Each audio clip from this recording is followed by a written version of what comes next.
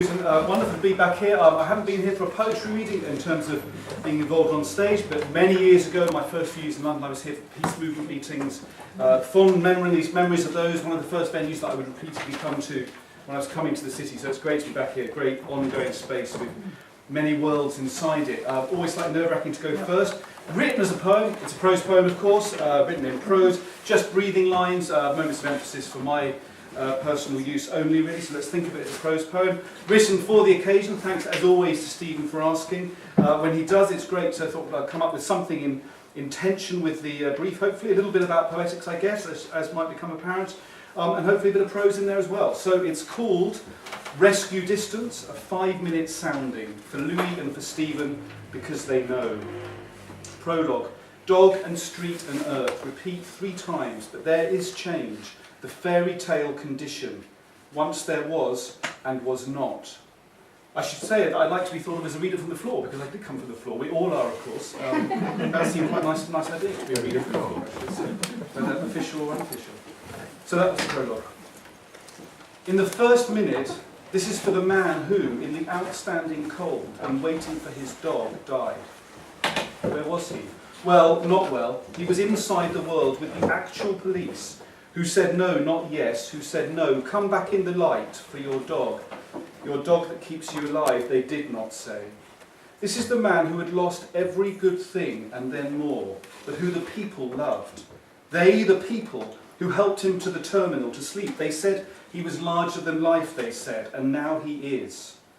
He went outside and did not come back to the living in the morning. They are mourning.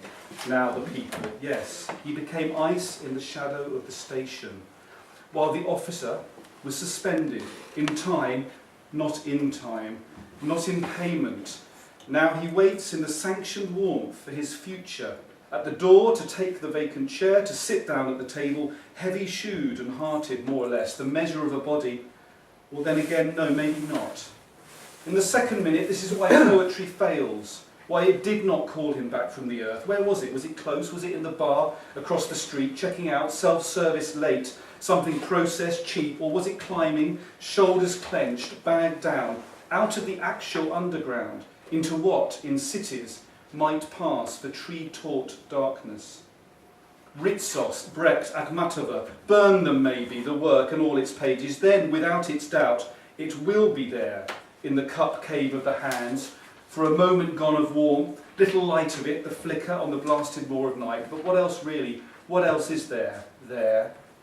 In the third minute, this is for power, always only outline, behind the uplit pane, if any glass at all, never looking out, except to plot the pillage, screening what is called the real, stripping it for gain. Words slip clear, drift out and far from any anchorage in words, soon hollowed out and vacant for the claim. The loaded question is, but answer came there none. In the fourth minute, this is for the time and for the space between the people now, and how, in the milky solitude of weekday backstreet mornings, the single birch negotiates its standing with the wall. Across the mud, the siege they call the park, the bloody scattered feathers of the fall, while people who are mobile matter, mobile or not mobile, seek out other matter for the heat, and for the words or the not words, and the eyes or the not eyes, as the trees do, as the dogs, as form, stacked energy makes its solitary way, which feels like that, but which is not really, as every island is the same deep land.